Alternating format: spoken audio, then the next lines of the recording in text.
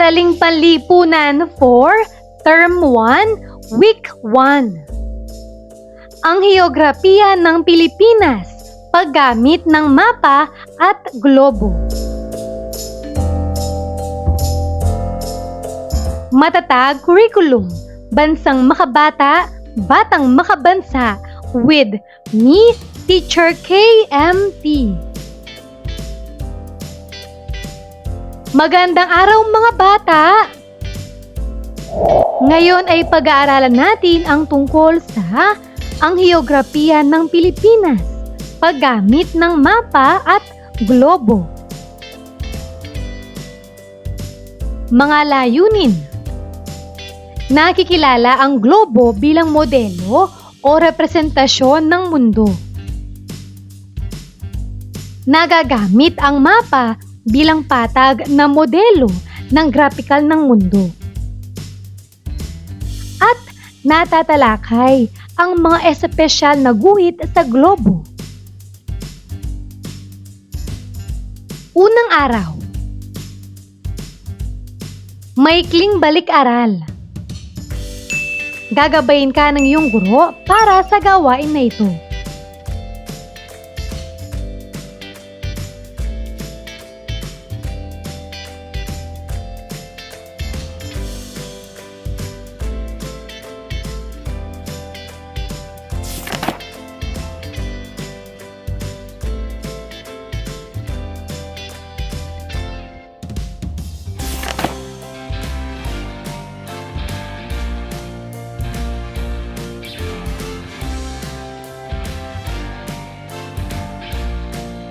Paglinang sa kahalagahan sa pagkatuto sa aralin.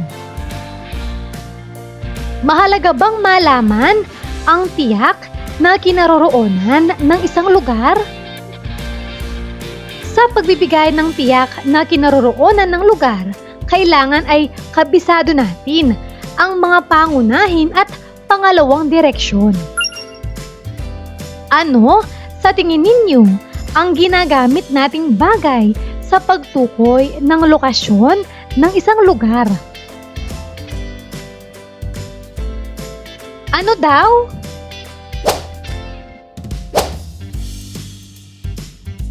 Ano ang tawag sa unang larawan? Pangalawang larawan? Ano ang kahalagahan ng mga bagay na ito? Saan natin kadalasan ginagamit ang mga bagay na ito? Alam ba ninyo kung paano gagamitin ang dalawang bagay na ito sa pagtukoy ng lokasyon? Paghawan ng bokabularyo sa nilalaman ng aralin. Globo. Ito ay isang modelo ng mundo na bilog at nagpapakita ng eksaktong hugis ng mundo. Ipinapakita rin nito ang mga kontinente, karagatan at iba pang mga bahagi ng mundo sa kanilang tamang proporsyon at posisyon. Mapa. Ito ay patag na paglalarawan ng mundo o isang lugar na ipapakita sa mapa ang mga kalupaan, katubigan at hangganan ng isang lugar. Unang aralin, ang globo at mapa.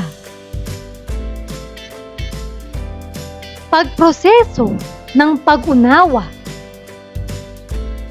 Halina't tuklasin, mag-ambagan na. Ano sa tingin ninyo ang pagkakaiba ng globo sa mapa?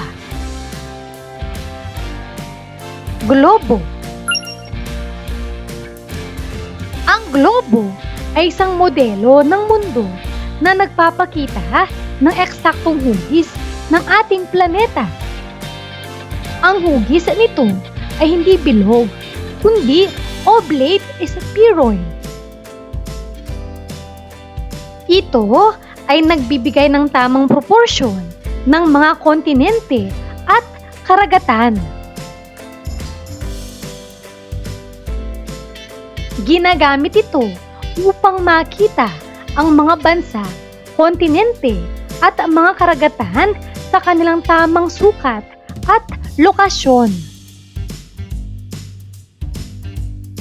Ang globo ay nagbibigay ng mas tumpak na paglalarawan ng distansya at direksyon ng mga bansa kumpara sa mapa.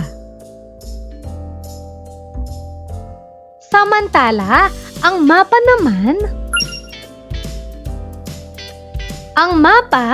ay isang patag na representasyon ng isang lugar. Ipinapakita nito ang iba't ibang impormasyon tulad ng mga kalsada, anyong lupa, anyong tubig, at mga hangganan. May iba't ibang uri ng mapa depende sa layunin nito, tulad ng mga mapa ng kalsada, heograpiya, politikal at klima. Dahil patag ito, may mga distortion sa sukat at hugis ng mga lugar, lalo na sa malalaking rehiyon. Pinatnubay ang pagsasanay. Isulat sapat lang ang tinutukoy ng bawat pahayag. Una, ano ang hugis ng ating mundo? Pangalawa, ito ang ginagamit na modelo ng mundo. Pangatlo, ito ay patag na paglalarawan ng mundo. Pang-apat, anong mga impormasyon ang ipinapakita sa globo? Pang-lima, anong mga impormasyon ang ipinapakita sa mapa? Narito ang mga tamang sagot.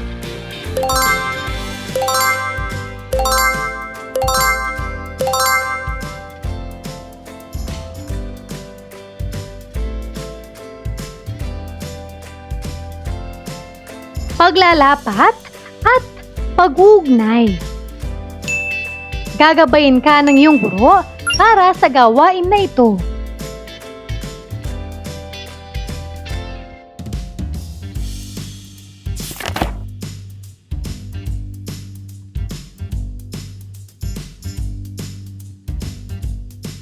Ikalawang araw.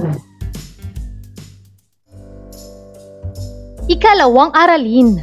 Mga espesyal na guhit sa mapa at globo. Pagproseso ng pag-unawa. Pagmasdan. Ang mga sumusunod ay ang mga espesyal na guhit na makikita sa globo at mapa. Ang mga guhit na ito ay mga likhang isip lamang. Una, Ecuador. Ito ay guhit na pahalang sa gitna na may 0 degree. Ito ay isang imahinaryong linya na naghahati sa mundo sa gitna. Pangalawa, latitude. Ito ay ang isang distansyang angular na natutukoy sa pamamagitan ng dalawang paralel patungo sa hilaga o timog ng Ecuador. Ito ay sinusukat sa mga antas degrees. Pangatlo, longitude. Ito ay ang heograpikong koordinato na tumutukoy sa posisyon ng isang lugar sa silangan o kanluran ng prime meridian. Pang-apat, tropiko ng Cancer. Ang pinakahilagang latitude kung saan maaaring sumikat ang araw ng diretso sa ibabaw sa tanghali. Ito ay matatagpuan sa guhit na 23.5 o sa gawaing hilaga ng Ecuador. Panglima, tropiko ng Capricornio. Ito ay isang imahinaryong linya sa paligid ng daigdig na may latitude na humigit kumulang na 23.5 degree sa timog ng Ecuador. Pang-anim, prime meridian. Ito ay ang imahinaryong linya na dumadaan sa Greenwich, Inglaterra at naghahati sa mundo sa silangan at kanlurang hemispero. Ngayon ay pagmasdang mabuti ang larawan.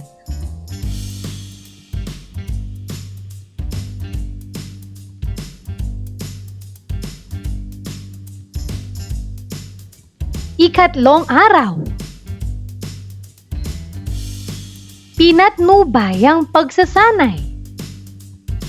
Karerahan patungo sa mundo. Tukuyin ang iba't ibang espesyal na guhit sa globo at mapa.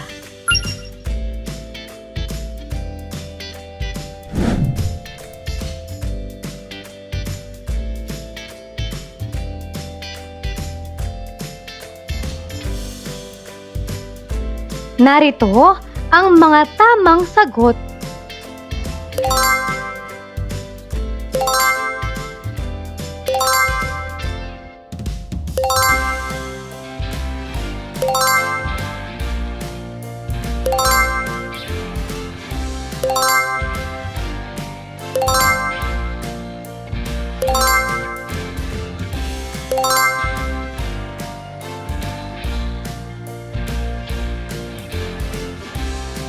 Paglalapat at pag-uugnay. Gagabayin ka ng iyong guro para sa gawain na ito.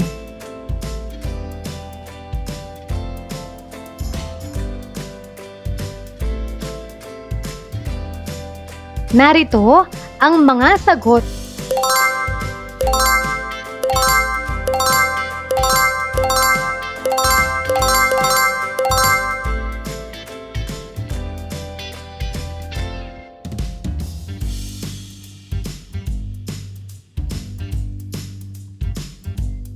Ika-4 na araw. Pabaong pagkatuto. Bintana ng pag-unawa. Balikan muli ang mga napag-aralang konsepto tungkol sa globo at mapa. Unahan ng mga kaisipan ang mga sumusunod.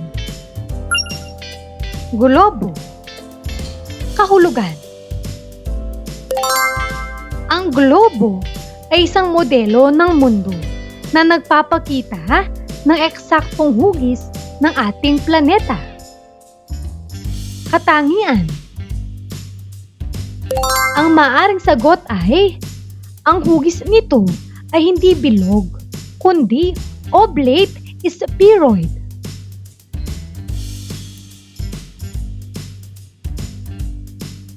Kahalagahan. Nakakatulong ito sa pag-unawa sa tunay na hugis ng mundo at lokasyon ng mga bansa, kontinente at karagatan. Samantala, ang mapa ay isang patag na representasyon ng isang lugar. Katangian. Dahil patag ito, may mga distortion sa sukat at hugis ng mga lugar, lalo na sa malalaking rehiyon.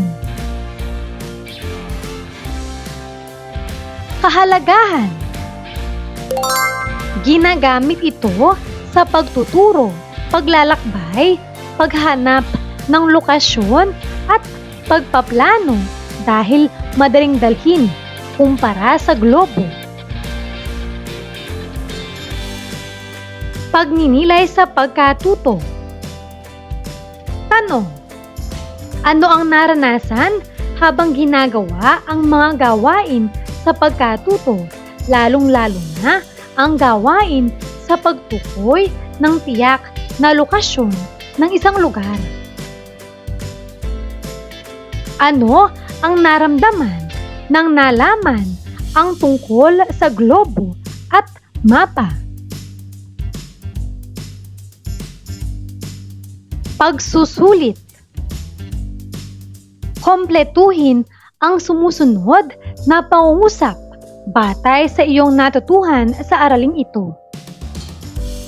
Una, kaya kong maibigay ang lokasyon ng isang lugar gamit ang mga.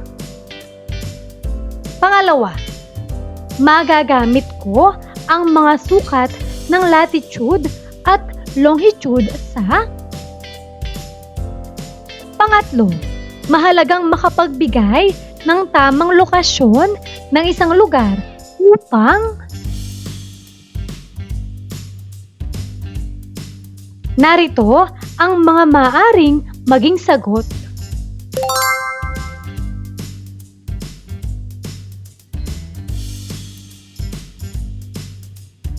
Pang-apat, ang globo ay mainam gamitin kung.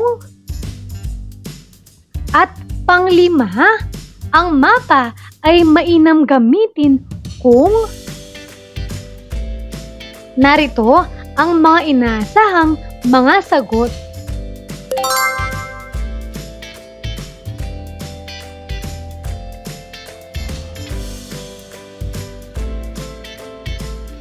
Mahusay mga bata! Ano ang mga natutuhan mo sa araw na ito?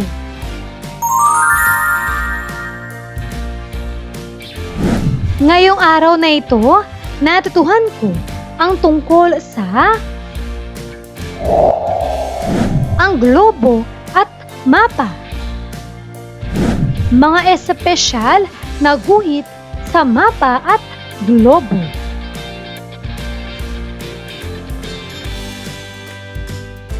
Maraming salamat sa pakikinig mga bata.